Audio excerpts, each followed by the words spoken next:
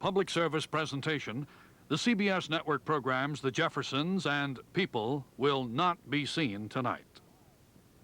Live from the Janet Waller's Fine Arts Center at McAllister College in St. Paul. This is Debate 78, sponsored by the League of Women Voters of Minnesota, with the cooperation of Common Cause Minnesota, and presented by the News and Public Affairs Department of WCCO Television. Good evening, and welcome to Debate 78. I'm Helene Borg, President of the League of Women Voters and moderator for tonight's debates between the major party candidates for the 6-year United States Senate seat. When you go to the polls, you will be casting your vote for the person you think can best represent you in Washington. To make that decision, you need to know the candidate's stands on the important issues. The League of Women Voters and Common Cause have invited the Senate candidates to meet with us here so that you can hear their views on a variety of subjects. While our organizations do not support or oppose any candidates, we are concerned, just as you are, with the issues. We ask that the candidates direct their remarks to these issues. No reference of a personal nature will be tolerated.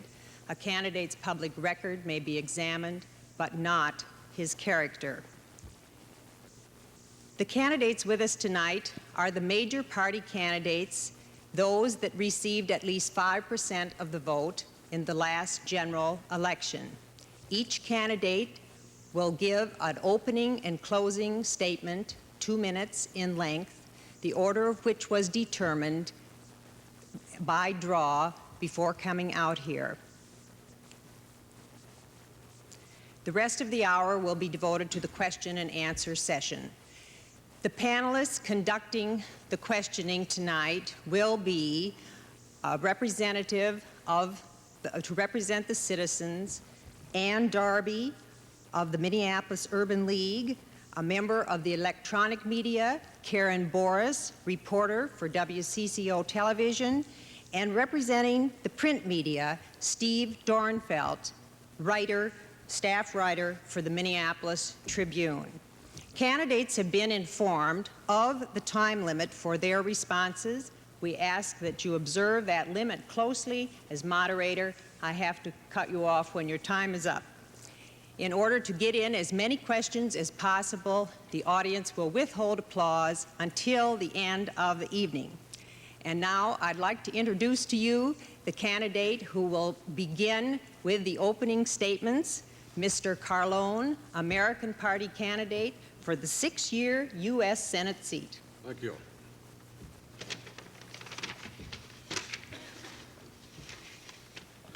Good evening, ladies and gentlemen. I am Sal Carlone. Because the American Party proclaims Jesus Christ as Lord and Savior, I believe is why the Jewish Anti-Defamation League excluded our candidates from their many promoted Meet the Candidates session.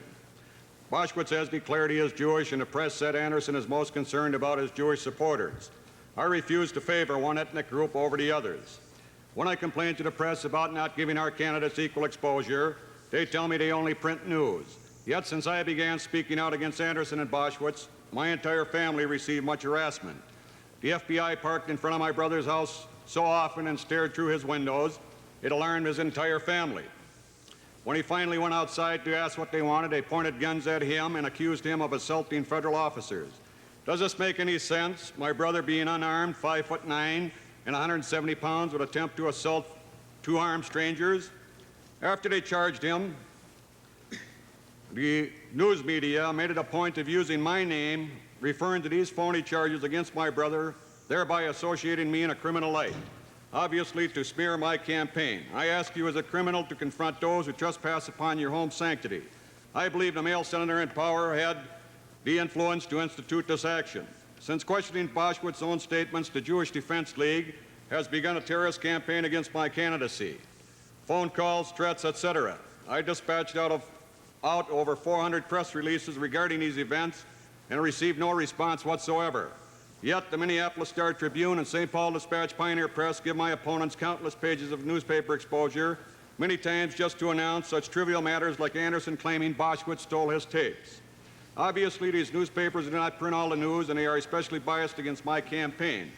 For these sins, they must share the guilt for the sinister entrapments of our youth, such as why drug abuse and pornography are so widespread today, because these are the people who control the voice of all present and potential authority regarding the laws of our land. These are the people who are expected to set the good example. Mr. Carlone. Now, next to speak will be Mr. Anderson, Democratic Farmer Labor Party candidate. I'd like to thank the League of Women Voters and Common Cause for making this time available. And I must say, Saul, it's the first time anybody's charged that the press has treated me too favorably, and it's a new charge. I don't know how to handle it. My 20 years in public life are all on the public record. Hundreds of proposals, thousands of decisions and votes, right ones and some wrong ones. My record shows that I'm a Minnesota DFLer. I want progressive and compassionate government. I've worked for a government that cares about ordinary people, represents them, and supports their hopes and aspirations. The people of this state want clean air to breathe, clean water to drink, and a clean environment to enjoy. And that's what I've been working for. They ask a chance to work, a decent wage, a fair salary, a pension they can depend on. I've tried to help achieve those things.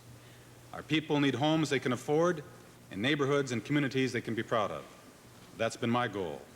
They want opportunity in education, in business, on the job. Minnesotans want their country protected, but they don't want to be prisoners of hate and fear. Neither do I. They want good medical care that doesn't bankrupt them. They want decent lives for their aging parents, for their growing children, and their grandchildren to come. The people of the state want government to be fiscally responsible and effective and devoted to their needs and concerns. They aren't looking for special privilege, but they do want a fair shake. Minnesotans want to share the promise of America, and they should, and I believe they can. I've tried very hard to represent the people who cannot afford high-paid lobbyists. I've tried to stand for the principles that Hubert Humphrey stood for, and I care about the people he cared for. That's the kind of United States Senator the people of the state want and need and deserve, and that's the kind of United States Senator I've tried to be and will continue to be. Thank you. Concluding the opening statements is Mr. Boschwitz, Independent Republican Party candidate. I'd like to join Senator Anderson in thanking the League and Common Cause for making this debate possible. I started this campaign over a year ago and have invested a year of my life because I have enthusiasm and optimism about solving the problems that face our country. I'm enthusiastic and optimistic about solving the problem of inflation by slowing the growth rate of government, which is presently 11%, down to the growth rate of the economy, which is only 5%. The government can simply not grow twice as fast as your income. Secondly, I'm enthusiastic and also optimistic about solving the problem of energy. I've developed a balanced and comprehensive energy program based on 3 points.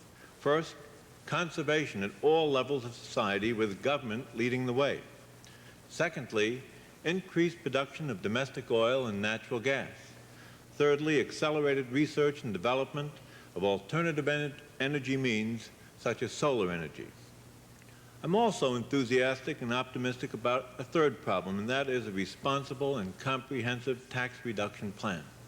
The first point there is a meaningful reduction of income tax rates, not just for special interest groups. Secondly, tax indexing, which would take place 3 or 4 years from now.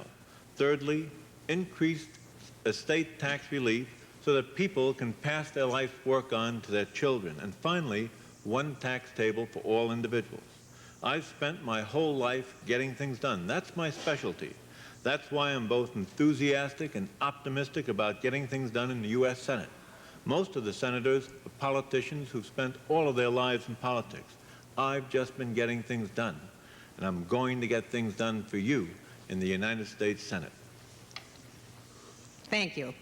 Mr. Dornfeld, would you please begin the questioning?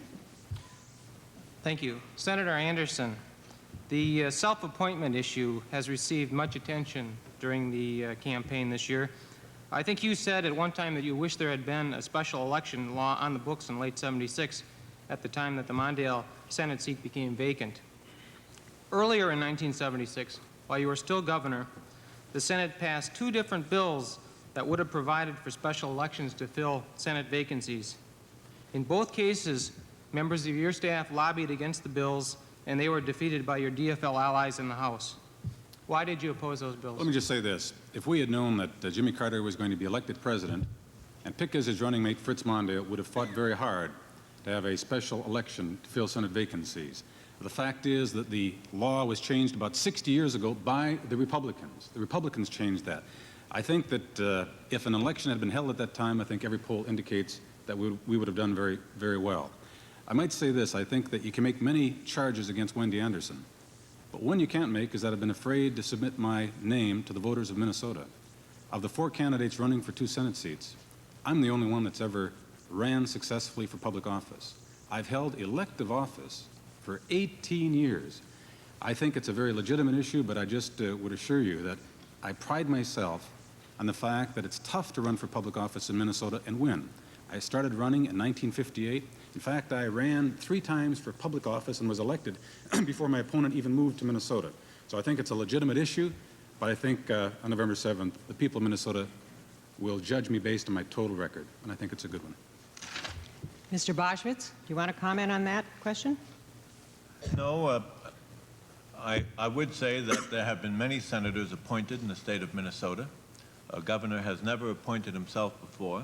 It's happened only 8 times in the history of our country in all the states. And of those 8, 7 were defeated because people have not liked the arrogance that is associated with self-appointment. So not only haven't they liked it here in Minnesota, but they haven't liked it in other states as well.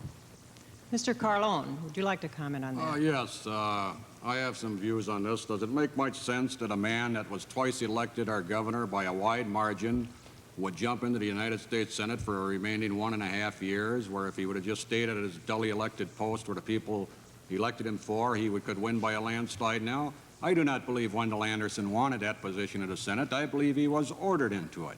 And another thing I'd like to get straight with Mr. Anderson is, where do you get the idea there's only 4 candidates for these Senate seats? I happen to be here from the American Party. Ms. Darby, would you ask the next question? Mr. Boschwitz, there's been a lot of talk in this campaign about tax cutback and federal programs cutback. How do you make federal cutbacks and still be assured that the services will continue for our citizenry, especially low income, the elderly, and disadvantaged? I support the Kemp-Roth Job Creations and Tax Cut Act, which would cut taxes by 30%, can be over 3 years, can be over 4 or 5 years. I think it's very important that we start the business of tax cutting in this country. 2 countries in the world have done it very consistently, Germany and Japan, and it has helped their economy very, very much.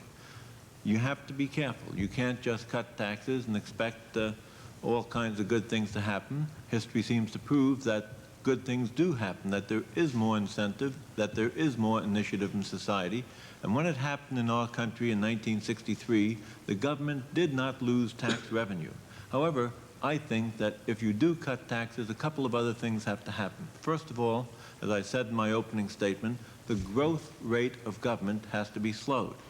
The government has been growing at 11% a year for the last 30 years. In 1963, it was the first federal budget that was $100 billion. It's going to be $500 billion this coming year. The problem is that most working people in this country have not quintupled their budget, their own income rather, in the 5-year period, in the 15-year period. Government has grown 5 times, working people's income has not grown 5 times. As a result, the government digs deeper into your pocket, or the government prints more money. That's inflationary. So first and foremost, if you reduce taxes, you also have to reduce the growth rate of government. Secondly, I'm against the kind of tax reform that we just passed. It was $19 billion worth of tax reform. That's 11% of all the income taxes collected in this country. I say just cut the rate across the board to everybody. this income tax reform is going to help very, very few, if any, of the listeners here tonight. As a matter of fact, the income tax reform will help only a small minority of the people. But yet, it's 350 pages long. It has responded to the squeaky wheel. It has responded to the special interest groups, just as it did in 1976.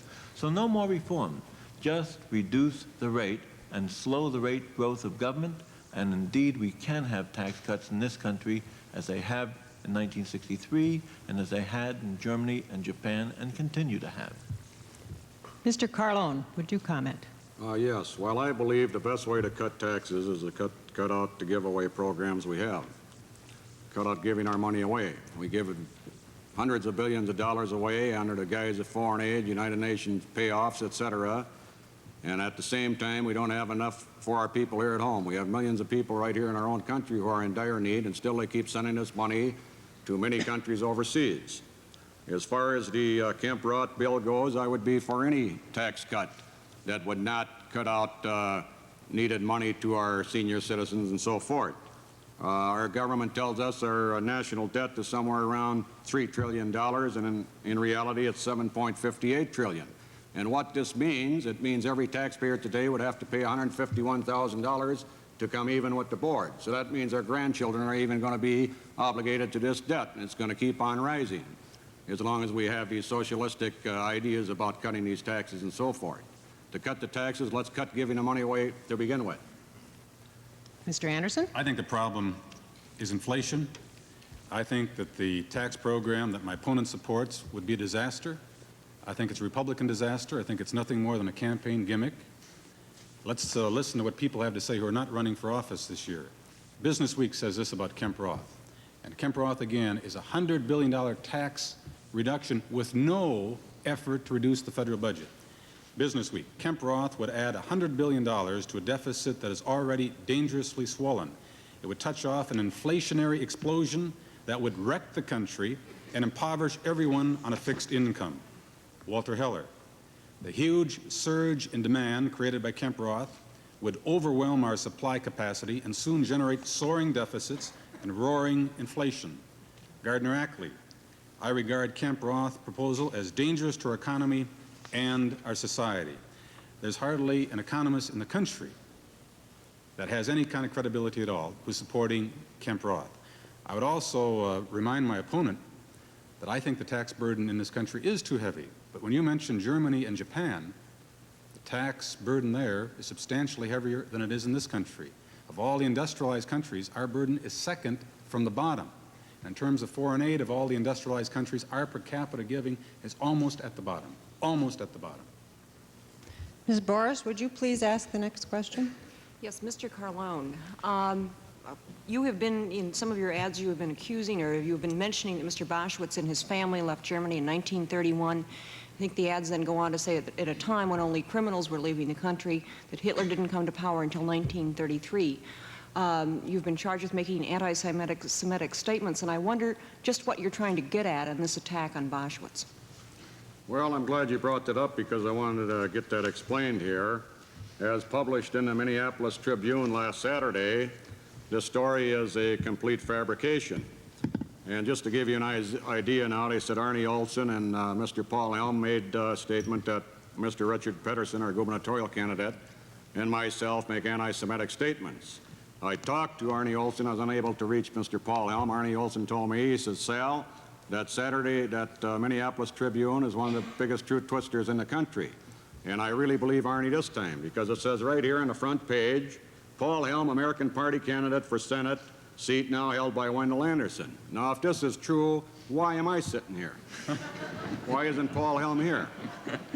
This story in this press here, I make no anti-Semitic statements against anybody. I favor no ethnic groups over the other. I love all the people. And I'm not saying that for a political punch. But what about the point that you've been The making point I about... made when, on the Twin City Reader, I quoted out of this Twin City Reader, which was published in October of 1977. It said, Rudy Boschwitz stated the Boschwitz Jewish family fled Germany in 1931. And I asked a simple question on the campaign. I said, why would Rudy Boschwitz say his Jewish family fled Germany in 1931 when Hitler did not come to power till 1933. There's only two kinds of people I'd use the word fled. They are either frightened people or criminals, and that's the way I put it. Now, why to frighten 1931 when Hitler was not even in power until 1933? Why are you making these insinuations? Okay, I think we better get on to the... I think you're making insinuations. Let's go on to Mr. Anderson. Would you like to comment on this? I think that's just a non-issue. My grandparents came from the old country in about 1894. I was lucky enough to be born in Minnesota. I give Rudy Boschwitz a lot of credit for being wise enough to come to our great state. And I must say this, Hubert Humphrey was born in South Dakota. He was not a native, so again, I think you should judge Mr. Boschwitz and me based on our position on issues. Who can be the most effective senator? Where he is born is immaterial to me, and I'm glad you're a Minnesotan. Mr. Boschwitz. I share Senator Anderson's remarks. All of them? That particular question. Mr. Dornfeld, try another question. Mr. Boschwitz, one area where you have had some disagreement with Senator Anderson has been in the area of congressional absenteeism. You've made much of the fact that Senator Anderson has missed some votes this year while back in Minnesota campaigning for election. Isn't it true that every member of Congress, every election, misses votes regardless of party? Isn't it true, for example, of your party's gubernatorial candidate? Yes, it is true, but the figures that I use come from the congressional record, and so let me cite them and let me compare them with other senators. In 1978, there were 520 votes cast in the United States Senate. My opponent missed 269. That means he had a 48% attendance record. The average attendance record of all senators, including those running for re-election, was 87%. My opponent ranked among the 100 senators 99th. The 2 years, if you take all of the votes for 2 years together, he was a little better. He ranked 96th. Of the 22 senators who are running for re-election this year, he ranked 22nd. Take Ed Brooke of Massachusetts. He had a very tough primary race. He had a very tough election race. He's involved in it now. And he had other problems during the course of the year. He didn't make 48% of the vote as my opponent did. He made 73% of the vote. Senator Tower of Texas, who is behind in the polls, made 88% of the votes. Senator Percy, who is quite far behind in the polls, Senator Percy of Illinois, made 84% of the vote. Over 80 senators made over 80% of the votes. Senator Mondale in 1976, when he was running for the vice presidency, had a better percentage attendance record than my opponent. Senator Humphrey, when he was going all over the country in 1972, seeking the presidency, had a better percentage record for voting than my opponent. And so it goes on and on. On agriculture, my opponent missed 6 out of 10 votes, including the Emergency Farm Act. In defense, he missed 13 of 17 votes. In education, he missed 20 out of 23 votes, including all 9 of the elementary and secondary education votes. Mr. Boschwitz, wouldn't it have been a great competitive advantage if he'd stayed in Washington voting while you were campaigning throughout the state? 22 senators, Steve, are running for re-election this year, and their average attendance record was in the 80s, so in the 80 percentages. And some of them have very difficult re-election campaigns, as the 3 I mentioned. So there's no question about it. The congressional record says of the 100 senators, my opponent ranked 99th. And for the 2 years taken together, it was 96th. Mr. Carlone, would you like to comment on that? Well, I think a senator should attend all the meetings. Why Wendell doesn't, I have no idea. But all I could say is if I was there, I'd be taking them all in like the rest of the senators should. Mr. Anderson. Well, I love public service. I love serving in the Senate.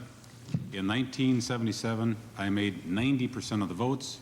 Up to July 1 of 1978, I made 84% of the votes. Since that time, when the primary started and the campaign season started, I missed a lot of votes. I remind you that between July 1 and September 1, Al Qui's attendance record of the 435 members of the House, he ranked 430th, 430 out of 435. I did rank for the campaign period 99 out of 100. Because it's back here, I had a tough primary, and I've got a tough general election race. But the fact is, for 1978, Al Quie and I, our attendance record is almost identical. Almost identical. And I can't understand why it is, Rudy, that you're so concerned about my absenteeism and not about Al Quie's. Ms. Darby, would you ask the next question? Mr. Carlone, you have criticized foreign aid as a ripoff, and you've suggested that most of the recipients would probably rather see us dead. We voters really want to know, what are your real views on foreign aid? Are you saying that we should eliminate it? I say we should stop it immediately. It's nothing but a rip-off. It's the biggest rip-off ever perpetrated on the American people. The only time we should give aid to foreign countries is in time of national disaster or famine. This here foreign aid is creating the biggest burden on our people. This is where all the tax money is going. All these billions of dollars going into the Middle East. All these countries, not only Israel, but Egypt and Arabia. Israel, right now, a little nation of less than 3 million people, has the third largest air force in the world, and it has this air force at the expense of the American people. The American people, they pay out into their taxes. Just last year, our government came out in the press and said they were running drastically short of money and didn't know how they could possibly meet the Social Security payments for our retired senior citizens. Now, who is more important here? These retired senior citizens who worked hard and paid all into this program all of their lives, and now the Social Security program of ours has suddenly become insecure, or a bunch of foreigners? Most of these foreigners this money goes to are nothing more than tyrannical dictators, and that's what keeps them in government. And they could care less about the people of America. Mr. Anderson, would you like to comment? Of all of the countries in the Western world I mentioned earlier, we do the poorest job, in my judgment, of providing foreign aid. We do very little of it at all. It's embarrassing. What we do is we furnish third world countries and other nations in the world weapons rather than providing them with domestic help. Since the end of World War II, we've sold or given away over $120 billion worth of sophisticated weapons. When it comes to foreign aid, most of the foreign aid that we provide, we do it with ourselves in mind. We provide it for third world countries so that they'll have the wherewithal to buy American goods. I think we ought to be putting less money into selling weapons overseas and putting more money into improving the economy of third world countries so that there will be a market for our goods and create jobs in this country. Mr. Boschwitz. I believe in the precept of foreign aid and helping those who are in need in this world. I would like to see a more expanded Food for Peace program. 36% of the inhabitants of our world, 1,400,000,000 people, are starving, and yet we have a surplus. We have our granaries full. So I would like to see an expansion of the Food for Peace. I'd also like to see an expansion in international relations of the Peace Corps once again. And I think that bringing our young people, bringing our elderly people, bringing Americans abroad to show the spirit of our country is a thing that will make the friends that we need in this world. Foreign aid is something that, in my judgment, has been misused, to be sure, but it is a basis of our foreign relations and our friendships that we establish around the world. Ms. Boris, next question. Yeah, Mr. Anderson, on Friday, President Carter and Vice President Mondale are going to be coming to Duluth to campaign rally at the Duluth Arena. This will be the second trip to the state, the third city that the President and Vice President have visited, a good deal of it in your behalf. Today, the head of the Minneapolis Seniors was saying that that proves the campaign is desperate. People in Northeast Minnesota said it won't make any difference, that their minds are made up and not in your favor. What do you think this kind of trip accomplishes? Is it a media ploy? Well, first of all, I'm delighted the President is returning to Minnesota. I'd remind you that there are 2 United States Senate seats up in Minnesota. That's unique, only one other state, I believe, where there are 2 Senate seats up. He has a concern, he has an interest. I'm delighted that he's coming. I think it'll be of some help. And what it does do, it does attract the media. It does attract people. And we feel if we have a chance to get our message across, we can describe our record and our background, and enough people find out about it, we win. But I think it's a compliment to the people of Minnesota that the President of the United States is interested enough in coming back again. Mr. Boschwitz. It may be a compliment to the people of Minnesota, but it's also an enormous expense to the people of Minnesota. The President is coming with a large group of Secret Service people advancing him. The Vice President is coming, and they come in separate planes at $30,000 a day. And you know, because I believe that we have to do something in our campaign to counter it, we're sending our first team up to Duluth. My 4 sons, Jerry and Ken and Dan and Tom, are going to go up to Duluth. And Dan's car, and it's a Ford. It's going to cost us about 12 cents a mile, and we're going to have our first team up there too. Okay, Mr. Carlone. Well, I can never understand why the president keeps flying in here to keep talking for his friends. I think it's his particular candidate appreciates this. Myself, I never attended a $500 plate dinner nor a $100 a plate dinner. I'm more used to eating at McDonald's. So that's the way it is with me. I think Carter has a lot of hard work to do in Washington, and that's where he should be right now instead of spending the taxpayers' money. Of course, he's the president, so I can't tell him what to do yet. I think we'll change the format just a little and go to some shorter questions and answers with each candidate spending just 1 minute on his answer. Mr. Dornfeld, would you ask a question? The area of national defense. Should the United States be spending money to develop the B-1 bomber, the neutron bomb, and the new nuclear carrier? And how vigorously, at the same time, should we be pursuing some kind of an new arms agreement with the Soviet Union? Let's begin with Mr. Carlone. Well, I believe the United States should always maintain the greatest of power. But I worked up in Thule, Greenland in 1956. I seen the air base up there. I was across the Atlantic and I was across the Pacific. I seen our military installations. I spent 4.5 years in the Army and the Marine Corps. And I say, the way it sits right now, we've got a big enough arsenal in this country to kill everybody in the world 20 times over, and I don't think we need this big overkill. The neutron bomb, when that was developed, is a ridiculous thing. Why should you want to kill a country full of people and leave the buildings stand? The real reason this bomb was being instituted was because a few years ago, there was talk about Israel bombing the oil fields, and they were afraid they'd destroy the oil wells. And for this reason, I believe, and the only reason why this neutron bomb they want to be developed. And I believe they should not develop it. As far as the B-1 bomber goes, we've got the Strato bombers that'll take care of everything we need right now. And this country will never be invaded by a land force. Mr. Anderson? I strongly and vigorously opposed the B-1 bomber. I'm pleased that the President stopped that program. It would have been an inflationary, unnecessary weapon system. I opposed the development of another supercarrier. The neutron bomb, I must say, is an artillery shell, and the issue is whether or not our NATO allies want it. The Russians have built up their tank force there. The Congress gave the President the authority for production. I voted against that. I feel that the critical foreign policy issue in 1979, as far as I'm concerned, is the SALT II talks. It makes absolutely no sense at all, and it hasn't given us security for the United States to have accumulated some 9,000 atomic weapons. The Russians have over 4,000. The whole purpose of SALT II is to see if the Russians and the United States can find some way to reduce the number of delivery systems at a starting figure of about 2,200. I think it's very much in our national interest, and I hope to be able to support the SALT II agreement if there is one. Mr. Boschwitz. Well, I believe very much in the idea of strategic arms limitation talks, but it has to be a mutuality, and it has to be accompanied by very adequate inspection. Certainly the idea of limiting armaments has to be a part of our future.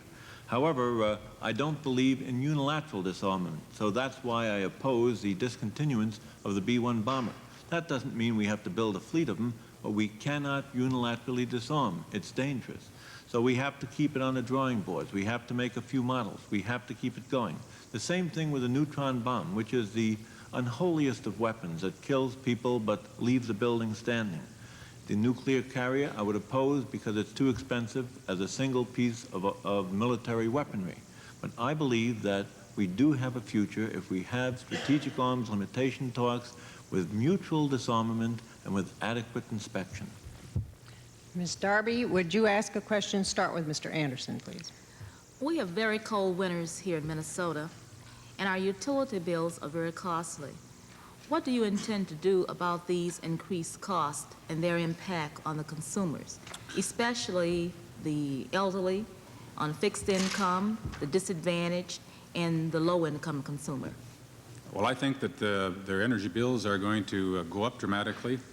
One of the reasons is the Arab countries are going to increase the price of oil, I believe, in the future. The other is that we've deregulated natural gas. About 40% of our people use natural gas to heat or cool their houses. We have provided, under the new energy bill, a $300 tax credit for those who insulate their homes. We have sponsored and gotten through the Congress a lifeline utility rate bill, which makes it possible for a public service commission to give a special rate to senior citizens and to the poor. And those who are under certain income restrictions can receive grants from the federal government to bring their homes into code in terms of energy conservation. Those things will be of some help. And Mr. Boschwitz? Well, to help the poor, to help the elderly, to help those who cannot afford the energy needs for their own homes, I support the Energy Emergency Assistance Act, which has been passed, which hasn't operated too well. The regulations on it have to be rewritten so that those who are in need will get the kind of assistance they need. I also support the Lifeline utility rate bill. I also support the idea that we have to bring into production more energy in this country, more natural gas and oil, so that we get out of the hands of the OPEC nations. They have no regard whatsoever for the situation in this country, for our elderly, for our poor. So they raise the rates, or they raise the cost of energy without regard to our national needs. We have to get a recontrol. We have to gain a control of our energy requirements once again. Mr. Carlone? Certainly we need to preserve and conserve the sources of energy for all present and future generations. However, I believe much of the present so-called energy crisis is a result of deliberate manipulation by powerful special interests. Also, we need to stress the use of renewable energy sources such as from agricultural and forests, along with sun, water, and wind. And I will work for an effective solution. As far as people can't afford to heat their homes in Minnesota and throughout our country, this is a sad state of affairs. Of course, the Republicans and the Democrats have been steering this up for many years. I say, quit giving these people's money away under the guise of foreign aid again, and they'll have enough money to heat their homes. Ms. Boris, would you start a question for Mr. Boschwitz? Yes, this afternoon, President Carter announced or raised the discount rate to 9.5%. That's the largest single increase in the discount rate, and also to a record high, bringing probably a very tight money policy to the United States. How do you think that this action is going to solve inflation, and do you agree with it? Well, I think that President Carter's program for solving inflation of voluntary price controls is not going to work. I think that mandatory price controls have never worked. Voluntary won't either. And interestingly, it's the working man who is going to, the working person in this country who is going to be hurt the most by controls. Always has been the case. It's much easier to control wages of 3 dozen unions that set the pattern for the wages of the entire country than it is to control the prices of, let's say, the 110,000 items that are found in a Target store. The raise of the discount rate by a full percentage point is the largest since 1931. It's the highest rate that has ever existed in history. The fact that President Carter's plan is not working is shown by the falling stock market, the declining value of the dollar.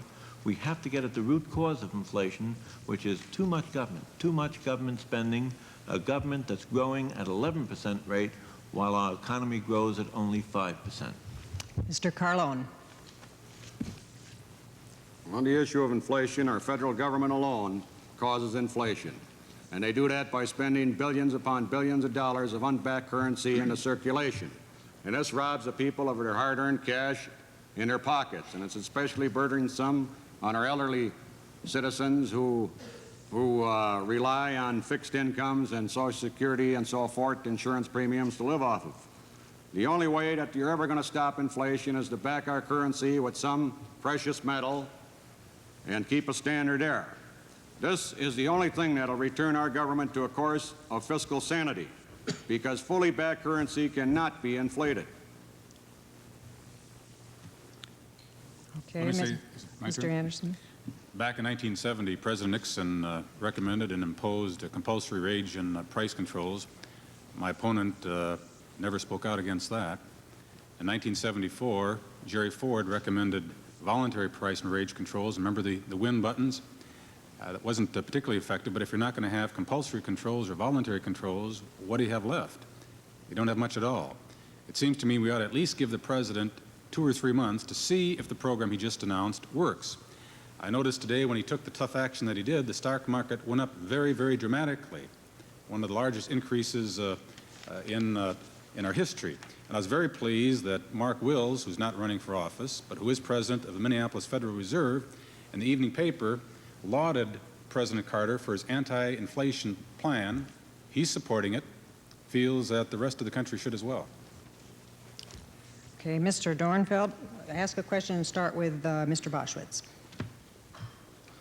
During the last year, there have been various federal and state auditors, FBI agents, grand jury, U.S. Attorney's Office, and others trying to figure out what happened to $1 million in federal money that went into 2 Duluth economic development projects from the Upper Great Lakes Regional Commission. They've also been trying to figure out what happened to, I think, nearly $1 million that went into the governor's office in the last 6 years from the Upper Great Lakes Commission. People, the citizenry has been bombarded with all sorts of stories about this. What conclusion should people draw from the Upper Great Lakes investigation? They should draw the conclusion that something is amiss, that something was amiss in my opponent's office when he was the governor. It's good that the papers have now been released. They certainly were released because of political pressure. My opponent at one time, as you know, Steve, was against the release of those papers and then reversed himself. There's been a lot of sloppy accounting. If sloppy accounting like that took place in business, there would be all kinds of problems. The chief fiscal officer of the governor's office said today in the Minneapolis Tribune that when Tom Kelm told you to do something, you did it. When Tom Kelm told you to do something, you did it. It wasn't a matter of legalities, and the auditor has said in reviewing these papers that there have been violations of the law. So it is a unsightly and unseemly affair that it's good that the public should now have a chance to examine it. It'll take a little time to examine, and it's good that it's being done before the election. Mr. Carlone.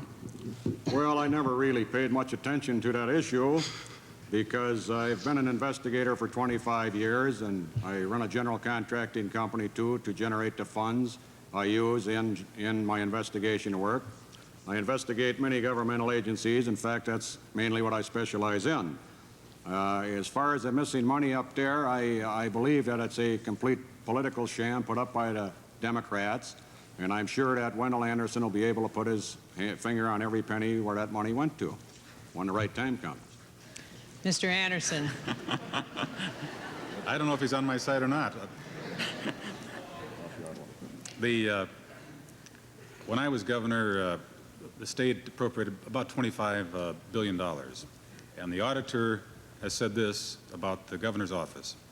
We believe that most of the financial accounting and control problems in the office of governor disclosed in this report have occurred because of the numerous programs and activities that have been added in the last 5 years. These are normally special purpose programs, and the size of the governor's office accounting staff does not permit the type of monitoring that is necessary. It doesn't charge there was deliberate misuse or abuse of funds for anyone's personal gain.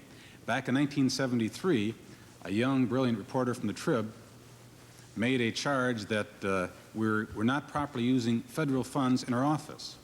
And Bill Frenzel and Congressman Gross demanded that there be a GAO investigation. There was. And after about a 3-month investigation, they found about $1.38 that they could not account for. Now, that's the governor's office. There is a separate fund, the Upper Great Lakes, involving some $60 million. Okay. Somebody has been indicted and charged with misappropriating $62,000. Ms. Darby, would you ask a question starting with Mr. Carlone?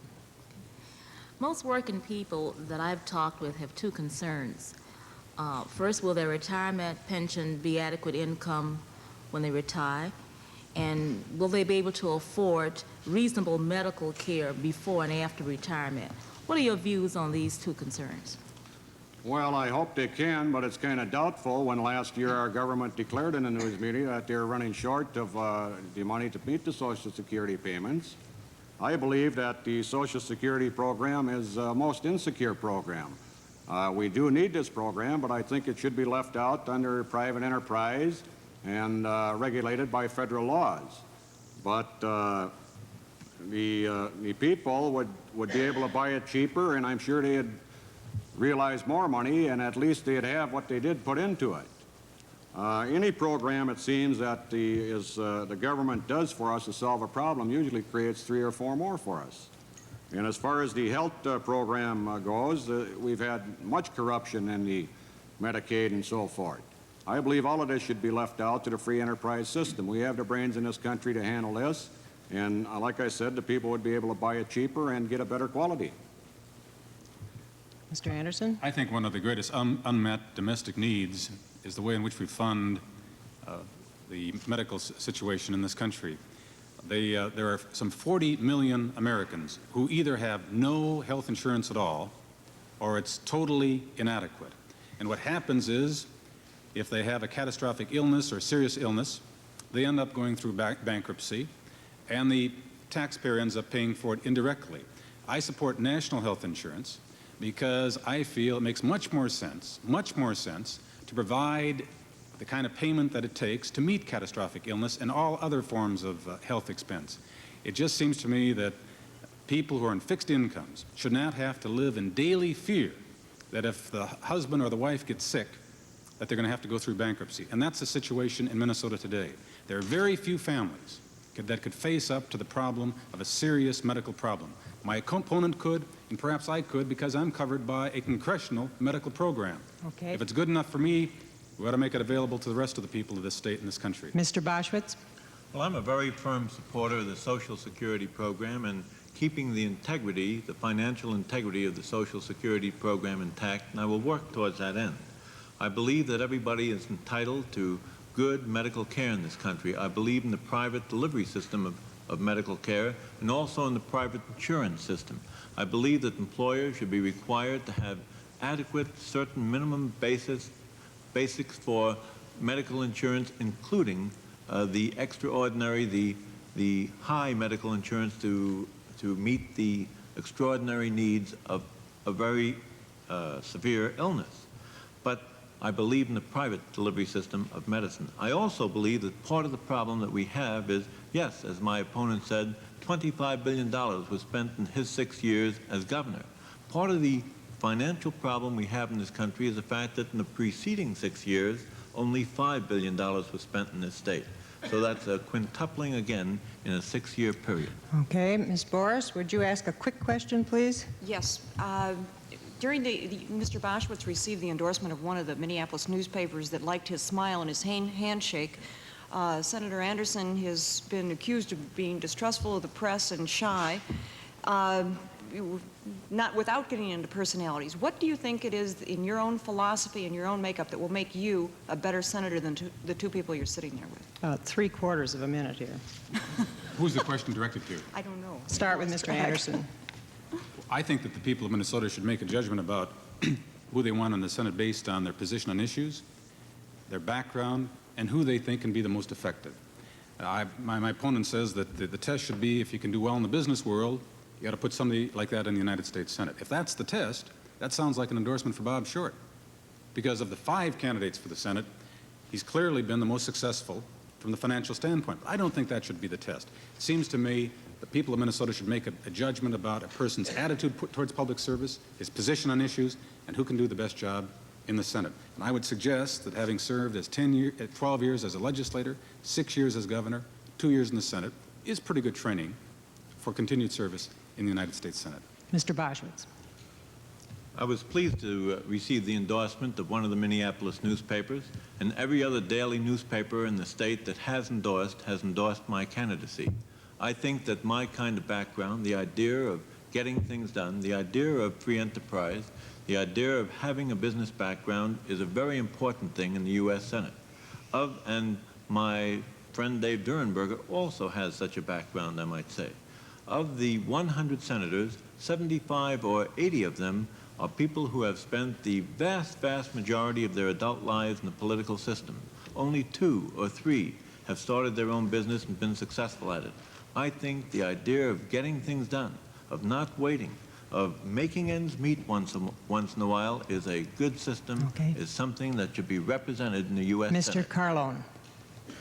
Well, ladies and gentlemen, I'm not a millionaire, but I've been a working man all my life. I'm a general contractor. I own Builders Engineering and Maintenance Company. And my father was a highway and heavy contractor before me. I was in the Army, like I said, and I have received a private detective license from the state of Minnesota in 1953. I know I'm not the smartest man around, but I make a lot of investigations into this work. And I'll just have to tell you in all sincerity, Wendell Anderson had his chance in the United States Senate. This man stood up, boldly declared to the entire public that he did not care what the people of Minnesota thought, whether we liked it or not, he was going to vote to give our canal away. He appointed himself to the Senate. Rudy Boschwitz. Okay, is a I'll man tell you, of- Mr. Carlone, you begin the closing statement and come up to the podium, and you'll have 2 minutes.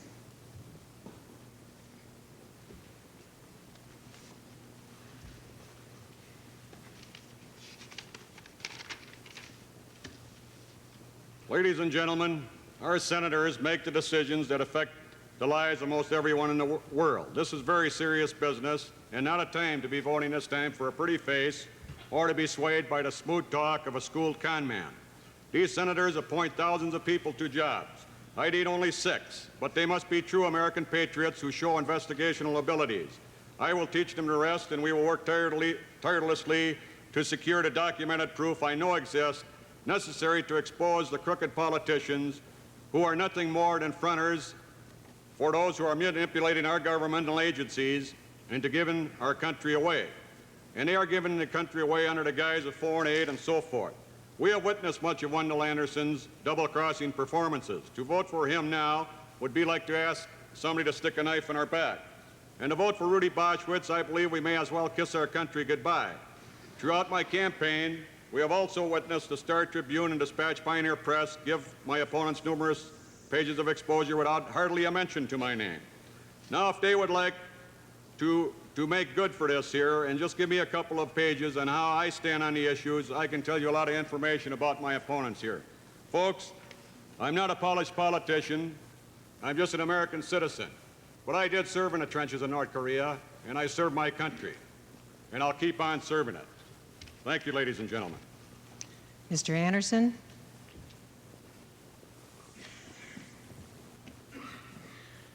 This campaign comes down to 2 basic questions. On balance, who's better qualified to serve the people of Minnesota in the United States Senate? By background, by experience, and by proven commitment to service. And who will better represent and balance the broad spectrum of interests and philosophies and needs of the people of this state? The answers to these questions are important. Senators collectively protect or erode the economic and military strength of this country. They can make the difference between peace or catastrophe for the entire world by the decisions they make.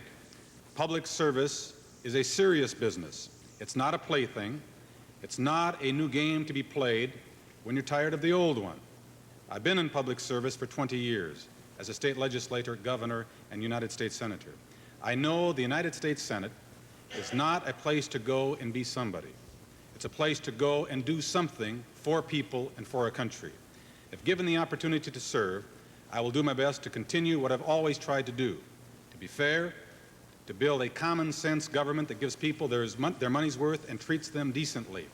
My first commitment will be to those who have special needs and to those who quietly go about the business of raising their families and earning a living, to those who want to live their lives with dignity. Minnesota and its people are the envy of America. I want to keep it that way. Mr. Boschwitz?